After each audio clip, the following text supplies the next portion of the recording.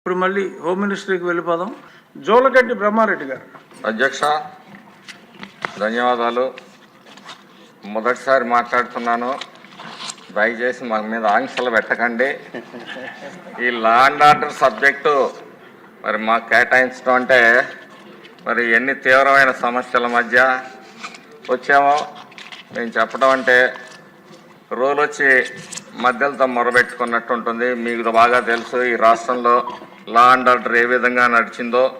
ఒక గౌరవ పార్లమెంట్ సభ్యులుగా మీరు, అలాగే జగన్ రెడ్డి ప్రభుత్వంలో మాజీ ముఖ్యమంత్రిగా Z+ కేటగిరీ భద్రత కలిగి ఉన్న ప్రతిపక్ష నేత శ్రీ నారా చంద్రబాబు నాయుడు గారిని కార్యాలయం మీద, ఇంటి మీద ఏ విధంగా దాడులు జరిగాయో కనీసం ఆ కేసులు కూడా పట్టించుకునే పరిస్థితి ఆ రోజు లేదు. అధ్యక్ష, మరి ఆ రోజు ఈనాటి వ్యవసాయ శాఖ మంత్రులు, స్పీకర్ గారు, మరి డిప్యూటీ స్పీకర్గా తమరు, మరి ఈ రాష్ట్రంలో శాంతి భద్రతల పరిస్థితిని ప్రత్యక్షంగా మీరు బాధితులు.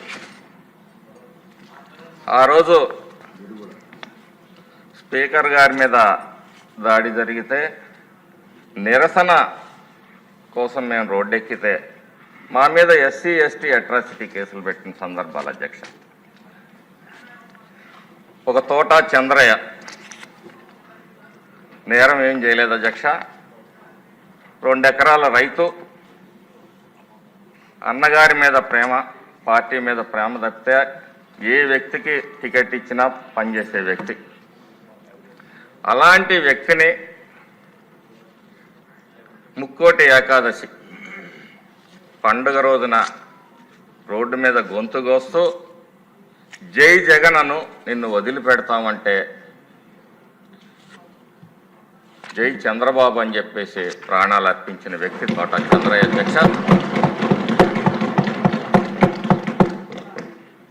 అటువంటి ఘోరాలు జరిగిన ప్రాంతం మాచర్ల నియోజకవర్గం. ఒక జల్లయ్య BC కులానికి, యాదవ్ కులానికి చెందిన వ్యక్తిని కారణం లేకుండా డిసెంబర్ 27, 23న మరి చంద్రబాబు నాయుడు గారు నాకు ఇన్ఛార్జిగా బాధ్యతలు ఒప్పజెప్తే నేను 27వ తారీఖున కాన్స్టిట్యున్సీకి వెళ్ళినప్పుడు 33 కిలోమీటర్లు నా ప్రయాణానికి 9:30 గంటల సమయం పట్టింది అధ్యక్ష. దీన్ని చూసి వార్వలేక మండలానికి ఒక వ్యక్తిని హత్య చేయాలి అని చెప్పేసి టార్గెట్గా పెట్టుకొని దాంట్లో 2 కంప్లీట్ చేశారు అధ్యక్ష విజయవంతంగా. టార్గెట్లు హత్యలకు కూడా టార్గెట్లు పెట్టి చేసే పరిస్థితులు అధ్యక్ష. ఈరోజు గౌరవ ముఖ్యమంత్రి గారు, హోంశాఖ మంత్రి గారికి కూడా ధన్యవాదాలు తెలియజేసుకుంటున్నాను. తోట చంద్రయ్య హత్య మీద CBCID విచారణ వేసినందుకు ఈ సభాముఖంగా కృతజ్ఞతలు, ధన్యవాదాలు తెలియజేస్తున్నాను.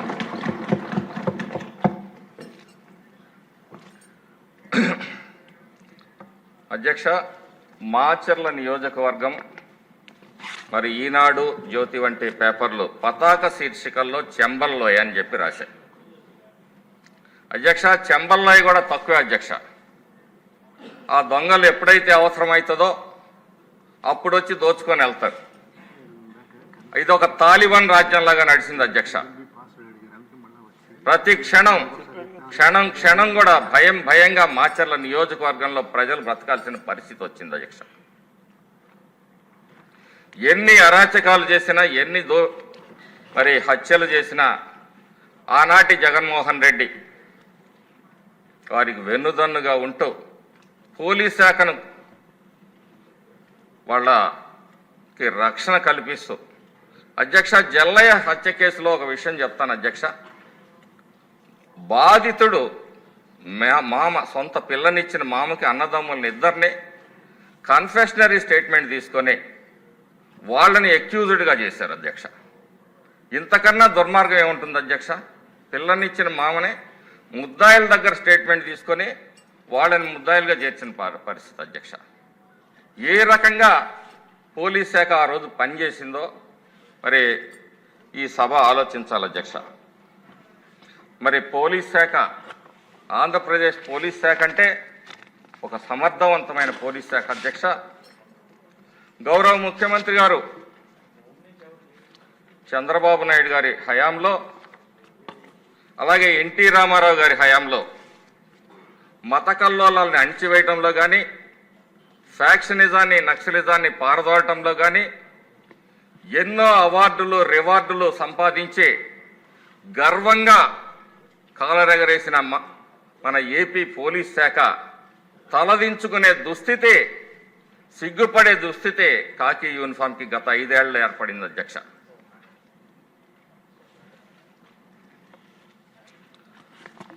ముఖ్యంగా అధ్యక్ష ఒక్క విషయం చెప్తాను.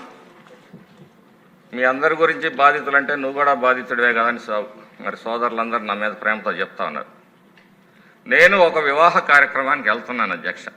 నా వెనక సరే 3 or 4 కార్లు ఫాలో అవుతున్నాయి. వెనక కారుకి ఒక చిన్న డాష్ ఒక ఆటో కొట్టింది అధ్యక్ష. ఆటో కూడా పడిపోలేదు అధ్యక్ష. ఆటోలోంచి ఆ జర్కుకి ఒక అతను కింద పడితే చిన్న గాయం అయితే హాస్పిటల్కి తీసుకెళ్ళమని నేను ఆపి బండి ఎక్కించి అతను పంపిస్తే నా మీద SC, ST atrocity, kidnap, attempt to murder case అధ్యక్ష. ఎన్నికల ముందు ఇంటెలిజెన్స్ డీజీ సీతారామాంజనేయులు గారు అంటానికి కూడా నాకు మనసు రావట్లేదు అధ్యక్ష. SP రవిశంకర్ రెడ్డి ఆఫీస్కి నన్ను పిలిపించి స్పీకర్ ఆన్ చేసి సీతారామాంజనేయులు పదాలని నాకు వినిపించాడు అధ్యక్ష. నువ్వెవరో హత్యకి ప్లాన్ చేస్తున్నావు, నీ వెనక ఎరపతినేని శ్రీనివాసరావు, ఆలపాటి రాజేంద్ర ప్రసాద్, మీ అందరూ కలిసి 2 కోట్ల సుపారీ ఇచ్చి హత్యకి ప్లాన్ చేస్తున్నారు, ఏం జరిగినా నీదే బాధ్యత అని చెప్పి లేని ఒక కట్టుకథను సృష్టించి నన్ను భయపెట్టే ప్రయత్నం చేశాడు అధ్యక్ష. నేను ఒకటే చెప్పాను అధ్యక్ష, హత్య చేయాలంటే కోట్ల అవసరం లేదు, 2 కోట్ల అవసరం లేదు అధ్యక్ష. నేను అటువంటి ప్రయత్నాలు చేయటం లేదు. మీకు ఎవరో తప్పుడు సమాచారం ఇచ్చారు, మీరు సరిదిద్దుకోండి అని చెప్పాను అధ్యక్ష. అంటే ఏదో ఒక ఎలిగేషన్ వేసి మా మానసిక స్థైర్యాన్ని దెబ్బతీసి మమ్మల్ని బెదిరించే ప్రయత్నం చేశాడు సీతారామాంజనేయులు అధ్యక్ష. ఇలా అనేక కేసుల్లో మరి పల్నాడు ప్రాంతంలో, మాచర్ల, గురజాల్లో అనేక హత్యలు, అనేక మంది చనిపోయారు అధ్యక్ష. చివరికి దౌర్భాగ్యం ఏంటంటే అధ్యక్ష, ఒక బాధితుడు పోలీస్ స్టేషన్కి వెళ్తే ఫిర్యాది ముద్దాయి అవుతాడు, ముద్దాయి ఫిర్యాదు అవుతాడు అధ్యక్ష. ఇంతకన్నా దౌర్భాగ్యం మరి ఈ రాష్ట్ర చరిత్రలో కాదు, ఈ దేశ చరిత్రలో ఎక్కడా ఉండదు అధ్యక్ష. చివరికి పోలీస్ స్టేషన్ పోవటానికి హోంమంత్రి గారిని కోరుతా ఉన్నాం. ఆ రోజుల్లో ఎంతమంది వాళ్ళకి వ్యతిరేకంగా కేసులు రిజిస్టర్ చేశారో ఒక్కసారి పరిశీలించండి అధ్యక్ష. ముద్దాయిలందరూ తెలుగుదేశం వర్గీయులే. చివరికి రాత్రులు తీసుకురొచ్చి చంద్రయ్య హత్య జరిగిన గ్రామంలో తెలుగుదేశం వర్గీయుల మీద రాత్రులు తీసుకొచ్చి వాళ్లే ఆయుధాలేసి ఆర్మ్స్ యాక్టు, మర్డర్ స్కెచ్ ఇవన్నీ పెట్టి 2 కేసులు బనాయించారు అధ్యక్ష. 2.5 సంవత్సరాల సుదీర్ఘ పోరాటం నేను చేశాను, మాచర్ల నియోజకవర్గ ప్రజలు చేశారు. ఈ మాచర్లకి పల్నాడుకు పట్టిన శనిని మరి విడుదల చేయాలని చెప్పేసి, మాచర్లలో స్వేచ్ఛ స్వాతంత్రాలని ప్రసాదించాలని చెప్పేసి మా ప్రయత్నం ఆ ప్రజల సహకారంతో నెరవేరినందుకు సర్వదా కృతజ్ఞత అధ్యక్ష.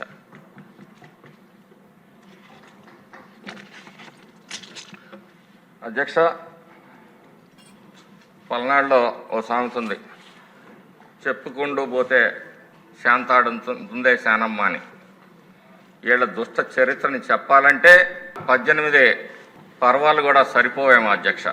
విక్రమార్కుడు ఒక్కొక్క మెట్టు ఎక్కుతుంటే ఒక్కొక్క బొమ్మ కథ చెప్పినట్టుగా ఏ నియోజకవర్గాన్ని కదిలించినా, ఏ కులాన్ని కదిలించినా, ఏ వర్గాన్ని కదిలించినా, ఏ మతాన్ని కదిలించినా, ఏ ప్రాంతాన్ని కదిలించినా మరి వీళ్ళ నీచపు పరిపాలన గురించి ఆ రోజు శాంతి భద్రతలు ఏ విధంగా ఉన్నాయో మరి తెలుస్తుంది.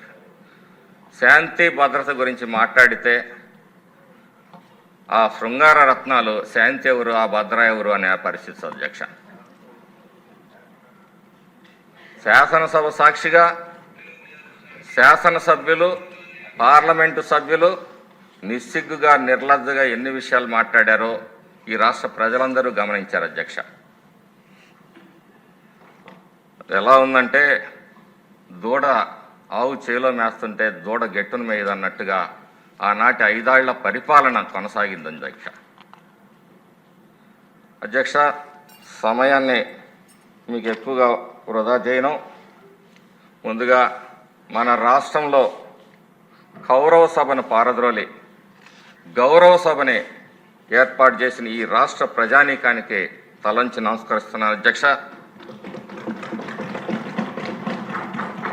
నాకు శాసనసభ్యుడిగా అవకాశం ఇచ్చి నా గెలుపుకు కృషి చేసిన గౌరవనీయులు చంద్రబాబు నాయుడు గారికి, కొణిదెల పవన్ కళ్యాణ్ గారికి, యువ నాయకులు లోకేష్ గారికి, అలాగే భారతీయ జనతా పార్టీ అధ్యక్షురాలు శ్రీమతి దగ్గుపాటి పురంధేశ్వరి గారికి, ఎన్డీఏ కూటమి సభ్యులకు, కార్యకర్తలకు, నాయకులకు అందరికీ హృదయపూర్వకమైన నమస్కారాలు అధ్యక్ష. మొత్తం ఎన్ని కేసులు ఉన్నాయండి అధ్యక్ష? మొత్తం ఎన్ని కేసులు పెట్టారు మీ మీద ఆ పీరియడ్? నా మీద ఒక 8 కేసులు పెట్టారు అధ్యక్ష. నాకన్నా తక్కువ చేయటానికి మా కాడే ఉంది అధ్యక్ష. సక్రమంగా చేయటానికి మా దగ్గర ఏముంది? ఈరోజు సక్రమంగా చేయటానికి మా చేతులు మీరే కట్టేశారు కదా అధ్యక్ష. ఎన్నో ఎమోషన్స్ ఉన్నాయి, గుండెలు రగిలిపోతూ ఉన్నాయి. అధ్యక్షుడు ఒక్క మాటకి కట్టుబడి ఈరోజు కార్యకర్తల్ని కంట్రోల్ చేయడానికి వాళ్ళని తిడుతూ, వాళ్ళతో నేను తిట్టించుకుంటూ మా కష్టాలు ఆ పయ్యోడికి తెలుసు అధ్యక్ష. అందరికీ ఎమోషన్స్ ఉంటాయి అధ్యక్ష. అయినప్పటికీ ఒక మంచి ప్రభుత్వం, ఒక మంచి పరిపాలన జరగాలి, ఈ రాష్ట్రం అభివృద్ధి చెందాలి అనే నాయకుడి సంకల్పానికి కట్టుబడి ఈరోజు రాష్ట్రంలో తెలుగుదేశం కార్యకర్తలు, నాయకులు అందరూ పనిచేస్తున్నారు అధ్యక్ష. ఒక్క క్షణం, ఒక్క అవకాశం ఈ విధంగా రాష్ట్రాన్ని ఏ విధంగా అయితే జగన్మోహన్ రెడ్డికి ఒక్క అవకాశం ఇస్తే నాశనం అయిందో, ఒక్క అవకాశం మాకు కానీ ఇచ్చున్నట్టయితే ఈరోజు తొడలు కొట్టే పరిస్థితి ఉండదు అధ్యక్ష. జగన్మోహన్ రెడ్డి అనుకోకి రాష్ట్రం వదిలిపెట్టి పారిపోయి ఉండేవాళ్ళు. దాన్ని చంద్రబాబు నాయుడు గారి మంచితనాన్ని, మరి దూరాలోచనని గ్రహించకుండా ఈరోజు కూడా వచ్చి తొడలు కొడుతున్నారు అధ్యక్ష. అయినా సంయమనంతో వ్యవహరిస్తా ఉన్నాం. మాకు తెలుసు అధ్యక్ష, 5 ఏళ్ళు ఎన్ని బాధలు పెట్టామో, ఎన్ని అవమానాలు పడ్డామో, ఎన్ని అరాచకాలకి, దోపిడీలకి, ఆర్థికంగా కూడా బలవంతంగా ఆస్తులు రాయించుకున్నారు అధ్యక్ష. వీటన్నిటికీ న్యాయం ఎలా చేయాలి? ఆ పరిస్థితుల్లో తెలుగుదేశం నాయకులు, కార్యకర్తలు ఎంతో ఎమోషన్స్ ఉన్నాయి అధ్యక్ష. ఒకప్పుడు పార్టీ విధానానికి, గీతకి కొద్దిగా ఆ ఎమోషన్స్ మీద దాటి ఉండొచ్చే అధ్యక్ష ఎవరైనా సభ్యులు. కానీ మా అందరి భావం పార్టీకి నిబద్ధతతో పనిచేయాలి, అలాగే ఈ రాష్ట్రాన్ని ముందుకు తీసుకెళ్లే చంద్రబాబు నాయుడు గారికి మద్దతుగా నిలబడాలని అధ్యక్ష.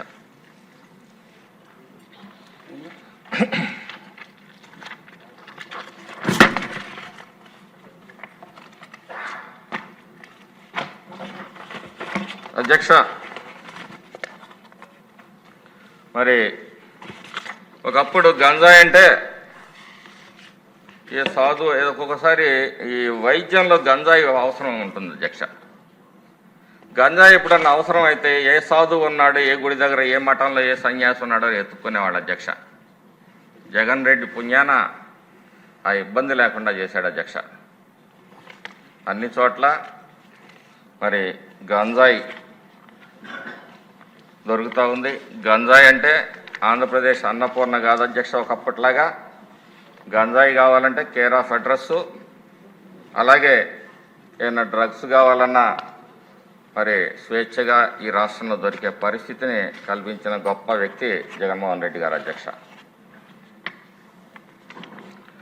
ఇందాక చెప్పాను అధ్యక్ష, మరి ఎన్నో సవాళ్లు ఎదుర్కొని పోలీస్ శాఖ గర్వంగా కాలరేసిన మన ఆంధ్రప్రదేశ్ పోలీస్ శాఖ గత పాలకుల మరి వారి ఆత్మస్థైర్యాన్ని దెబ్బతీసి అధికారులతో బెదిరించి కింద నుంచి పై అడ్డగోలు పనులు వాళ్లతో చేసి వారి నైతిక సామర్థ్యాన్ని నిర్వహణ సామర్థ్యాన్ని దెబ్బతీశారు అధ్యక్ష. అలయన్స్లు ఇవ్వలే, మభ్యపెట్టారు అధ్యక్ష.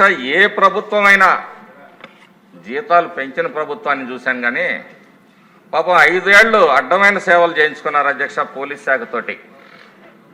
చివరిలో వాళ్ళకే వాతలు పెట్టాడు అధ్యక్ష. కానిస్టేబుల్ దగ్గర నుంచి పై అధికారి దాకా అందరికీ వాతలు పెట్టాడు అధ్యక్ష. పాపం లేటుగా అర్థమైంది పోలీస్ సోదరులందరికీ కూడా. ఈరోజు నియోజకవర్గాల్లో చూస్తే పోలీసు వాహనం ఒకటి కదిలే పరిస్థితిలో లేదు అధ్యక్ష. కొంతమంది అయితే ప్రైవేటు వాహనాలని అద్దెకు తీసుకొని నడుపుతున్నారు. వాటిని మరి ఏర్పాటు చేయాల్సిన అవసరం ఉంది అధ్యక్ష. పోలీసులు బలగాల్ని ఆత్మస్థైర్యాన్ని పెంపొందించుకు 900 కోట్ల రూపాయలు బకాయిలు ఉంటే అందులో 250 కోట్ల రూపాయలు మరి మన ఎన్డీఏ కూటమి ప్రభుత్వం చెల్లించడం జరిగింది అధ్యక్ష. ఆధునీకరణ కోసం 61 కోట్ల రూపాయలు కేటాయించడం జరిగింది అధ్యక్ష. మరి పోలీసులు జగన్మోహన్ రెడ్డి గారు వాలంటీర్లు అవసరం లేకుండా గ్రామ సచివాలయాల్లో ఒకచోట 10 మందిని ఏర్పాటు చేశాడు అధ్యక్ష.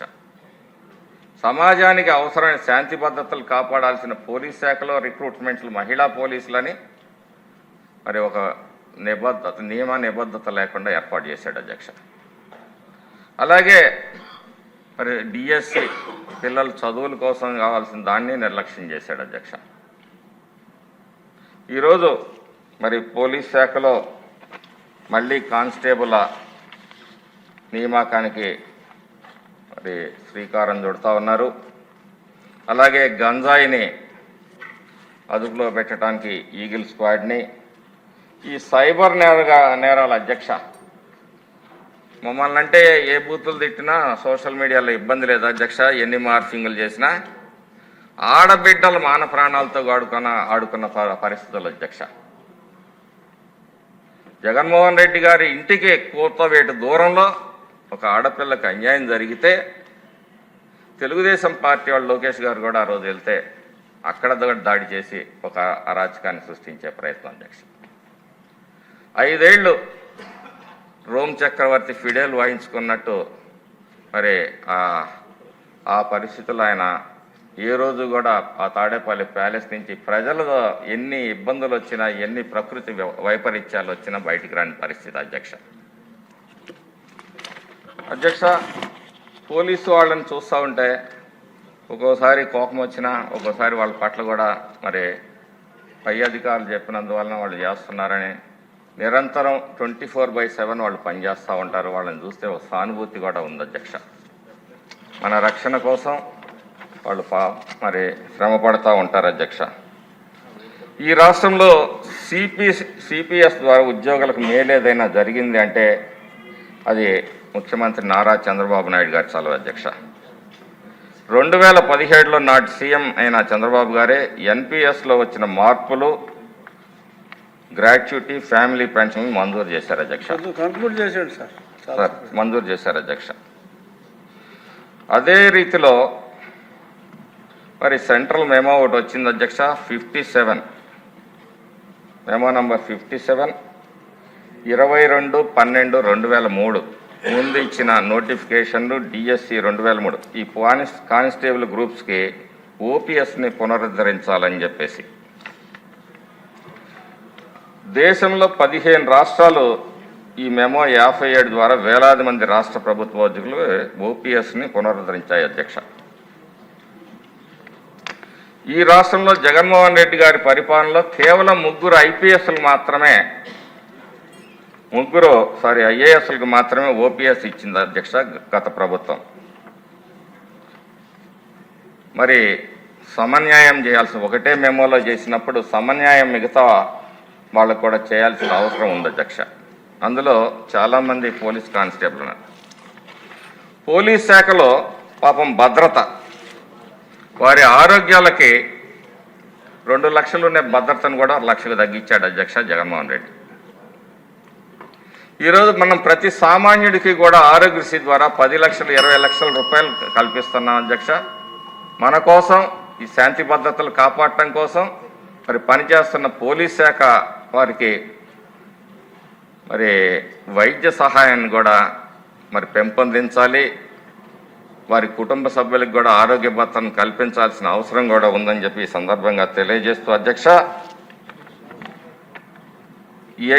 ఎన్ఎస్డిఎల్ నుండి ఈ జీవో నంబర్ 57 ద్వారా మరి 3,000 కోట్ల రూపాయలు రాష్ట్రానికి వస్తాయి, నష్టమేం జరగదని వాళ్ళు వాదిస్తున్నారు అధ్యక్ష. హోంమంత్రి గారు దయచేసి మరి పరిశీలించి వారికి న్యాయం చేయాలని చెప్పేసి కూడా ఈ సభాముఖంగా వారిని విజ్ఞప్తి చేస్తూ ఒక మంచి బడ్జెట్ని ప్రవేశపెట్టినందుకు హోంశాఖ మంత్రి వాళ్ళని అభినందిస్తూ సెలవు తీసుకుంటున్నాను అధ్యక్ష. థ్యాంక్స్ అండి. మీ ఆవేదనని, మీ నిస్సహాయతని, ముఖ్యమంత్రి గారి మీద గౌరవాన్ని ఏకకాలంలో తెలియజేసినందుకు